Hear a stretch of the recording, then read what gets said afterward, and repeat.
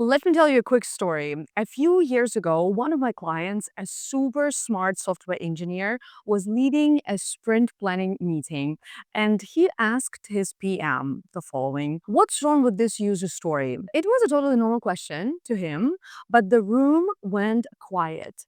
Everyone got tense. Guess why?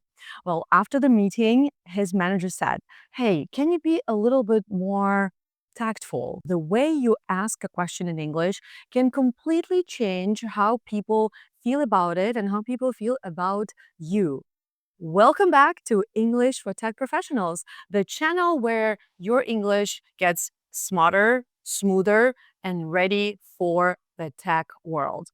I am Anna Gandrabura. Guess what? I'm your English and effective communication coach. And if you ever worried about sounding too direct or too rude when speaking English at work, this video is going to be a game changer for you. Because, like I already said, the way you ask a question in English can completely change how people feel about your question and how people feel about you. That's why today I'm going to teach you 5 powerful phrases that will help you sound more polite without being overly formal, like a textbook, for example. Also, these phrases will help you ask questions that build trust. These expressions are exact expressions that native speakers use in meetings, in emails, in presentations, and hopefully by the end of the video, you will be using them naturally as well. Let me explain why you need these phrases that I'm going to share in this video. So the thing is that when you ask questions in English, especially in professional setting, for example, at work, you really don't want to be too direct. This can make you sound rude and unfriendly, and it also may signal a lack of respect. That's why what you want to do, you want to soften your questions and you want to soften your requests. This way, you will sound more friendly and polite overall, right? So our goal is to soften our questions and our requests. So let's see what these phrases are. And the first phrase is, would you mind? Would you mind? This phrase softens your request and shows that you are being considerate. It's polite and direct without sounding too pushy. For example, would you mind sharing the latest numbers from the report, for example? Would you mind sharing? Pay attention. Would you mind sharing? Or another example, would you mind checking his email for me? Would you mind checking his email for me? Notice how we use a gerund after this phrase. Would you mind doing something? It's a must. We don't say, would you mind do something or would you mind to do something? It's always, would you mind doing something? Now share your example with the phrase, would you mind, in the comments, okay? And don't forget to use a gerund after this phrase. Phrase number 2 is, could you help me understand? Could you help me understand? This phrase is perfect when you are confused or you just curious, right?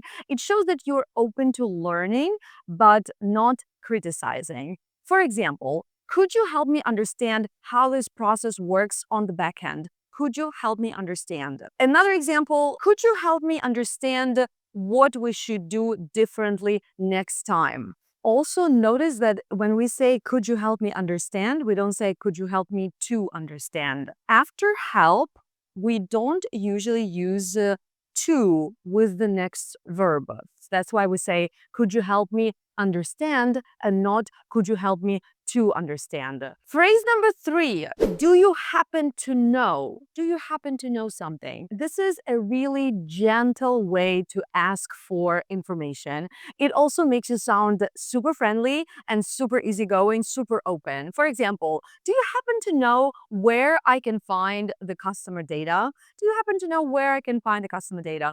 Or do you happen to know if the update has already been deployed? I want you to notice how we use if in the example. Do you know if the update has been deployed, right? So here we use if because we don't have a question word. That's why we say, do you happen to know if the update has been deployed? However, in my previous example, do you happen to know where or when something happens?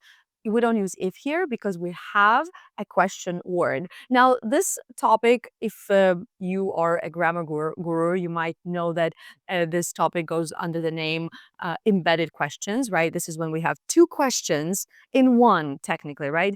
Do you happen to know is the first part, is the first question. If the update has been deployed, this is a second question, and this is a yes or no question. If it is a yes or no question, we need to connect them with if, right? That's why we say, do you happen to know if the updates have been deployed? Anyways, let me know if you want me to make a video about embedded questions, what they are, and how to use them and how to form them. Let me know in the comments if you want that, and I will make sure to create this grammar video for you. Phrase number 4, may I ask? Now, this phrase is a bit more formal, but great for meetings, great for presentations or job interviews. For example, may I ask what the main challenge was during implementation? Or may I ask what our plans for the next quarter are? Now, this phrase is really professional, it is really respectful, so please use it. Phrase number 5 is my personal favorite. I was wondering. I use it all the time. This phrase works beautifully in both emails, conversations, and it is especially common when we need to soften requests or when we need to get any kind of information. Here's an example. I was wondering if you could send over the revised timeline.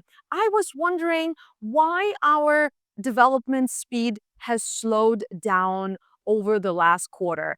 I was wondering why. I was wondering if you can do something. For example, when I want to ask someone to do something for me, I'm going to say, I was wondering if you could do this for me. This is my go-to phrase when I'm chatting with my team. I was wondering if you can do this for me. So these phrases that I have just shared with you, they aren't just polite. They make your communication smoother and more effective because people hear you differently. So try using one or two in your next team meeting or in your next email and see the difference. See how people are going to respond. And there you have it. 5 easy, polite phrases that will instantly make your English sound more professional and friendly. If you found this video interesting and helpful, like this video, subscribe to English for Tech Professionals, and hit that bell icon so you never miss a new tip to boost your English at work.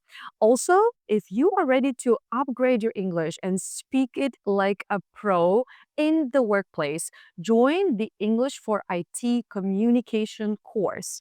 Check the description below for a special offer and more information. I'll see you next time. Until then, keep learning, keep growing, keep showing up with your best English. Bye for now.